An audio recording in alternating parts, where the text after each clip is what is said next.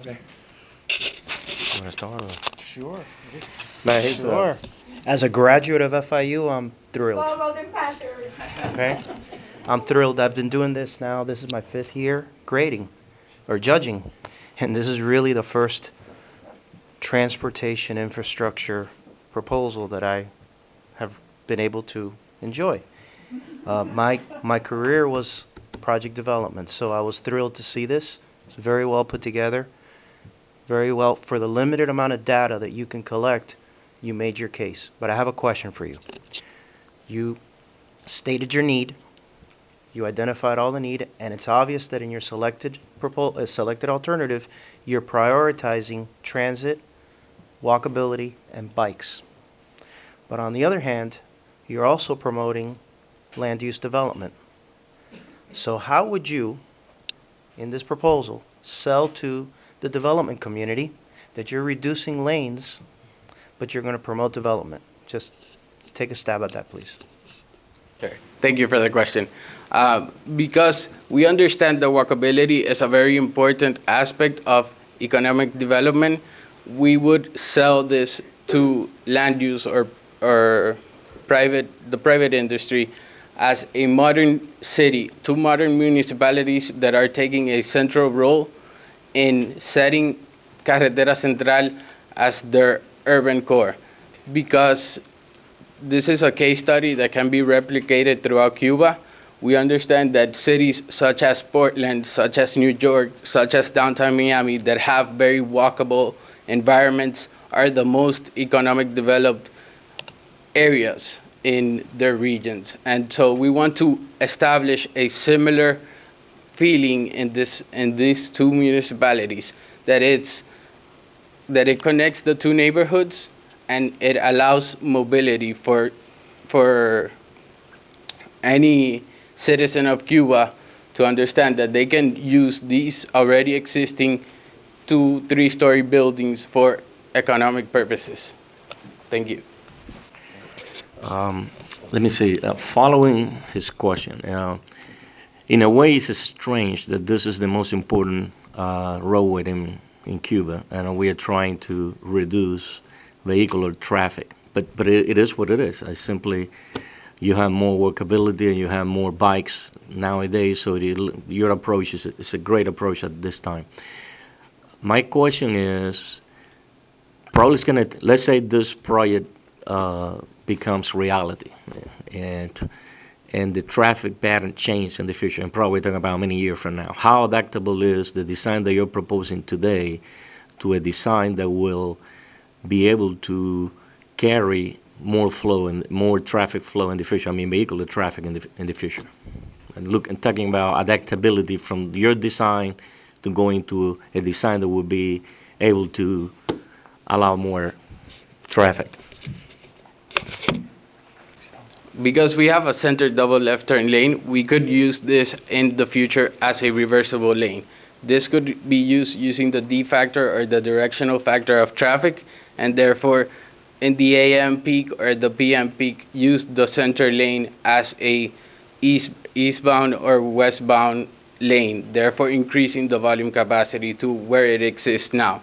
Again, we're also improving the mobility of vehicles because we're adding 12-foot lanes, which doesn't restrict the speed of vehicles, so we would increase the speed of the roadway, which is currently about 25 miles per hour, which is really low, and we would also be adding better mobility throughout and through several design aspects that we would be taking to the geometry of the roadway that are not included or you cannot visualize from the typical section itself. Thank you. Guys, good job. I'm not an FIU graduate. I'm a Georgia Tech grad, but I'm telling you, you guys are it was really, really good. Just one comment, looking at it, it's possible, it would have been advantageous. Would you look at doing maybe an economic impact of what's happening? Along what Javier said, is there is certainly a cost associated with travel, with getting production, whatever you do, there's always better. Have you ever thought of considering what the outside economic impact would be of rehabilitating this highway? Correct. Because the cost we developed, we used the FDOT centerline mile generic cost model because of the closeness to the market, to Cuba, similar climate and similar materials that are found. This cost it's a little high for Cuba today. It's about $37 million. But we understand that promoting economic development starts through the urban fabric of a city. So with good planning, we can promote economic development. And if we set this project as a priority, and it would be done in Cuba, then economic studies would have to be proposed. Data collection efforts would have to be made in order to keep this roadway, or the idea of this project, further developing throughout Cuba and further replicating throughout Cuba. Right, and I guess keep going on that. I would say, what if it didn't operate? The impact of not having it operate, even as it does today, that's the kind of economic impact I was thinking about. Because you can then justify costs more. We say it's not the cost of this, it's what happens if it doesn't operate. So just a thought. No, on your written report, you did a very good study about pedestrian accessibility, which I guess you didn't have time to present it here today.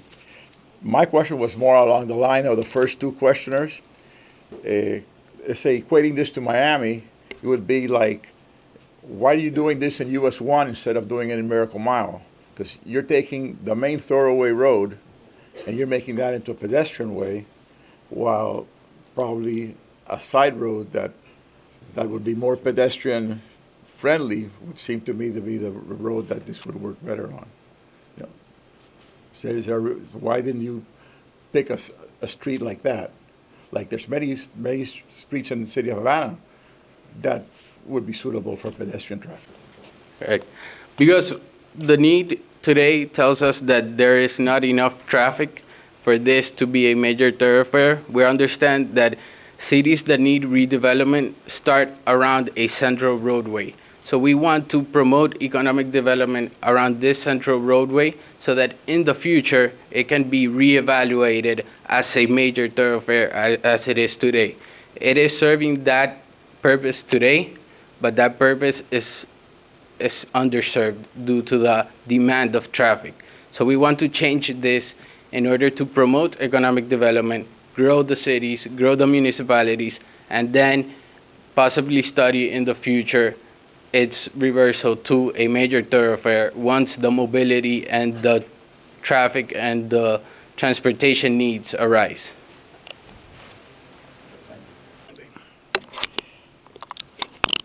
I congratulate you for the work that you have done, but I wanted to have one question. You have chosen 2.5 miles from 715 miles. How many, sectors are in the whole length of the central roadway? I mean, I would like to know, because the other thing is, what improvement could you make? Just mention it, not go into, because you have defined the sector that you're going to be dealing with. But just to know, mainly, when you don't have a urban sector, what would be the difference or the improvement that could be done?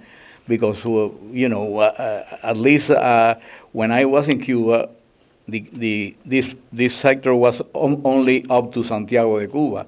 You are putting there up to Baracoa. Actually, that was not the length that in 1930 was finished. So I would like to know, if you have considered, how many of those small sectors are throughout the length of the central roadway. We chose this sector because it's an example that we can replicate in Havana or urban cities where we have this need and this purpose to meet. However, in more rural sectors, we could keep the typical section as more of a mobility option or a major thoroughfare where we can connect major points in the cities that attract many citizens, open to mobility and open to access. But in these major urban hubs, we want cars to reduce their speed or through shortening the travel lanes or the typical section from 2 lanes to 1 lane.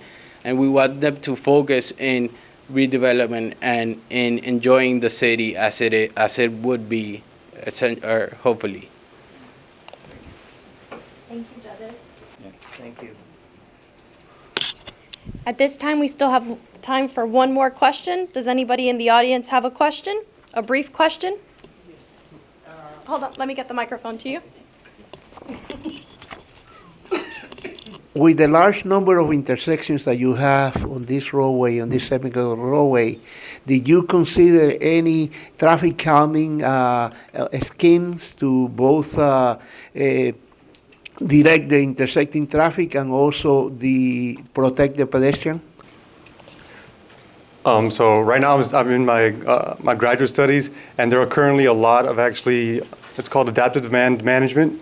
And not only does it incorporate pedestrians and safe crossing time, but it'll optimize either one particular intersection or the entire corridor. So if you were able to do this throughout the entire island, not only would you be able to decrease travel time, but you'd be able to increase safety.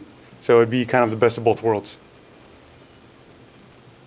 Thank you so much. Give it up for the FIU team.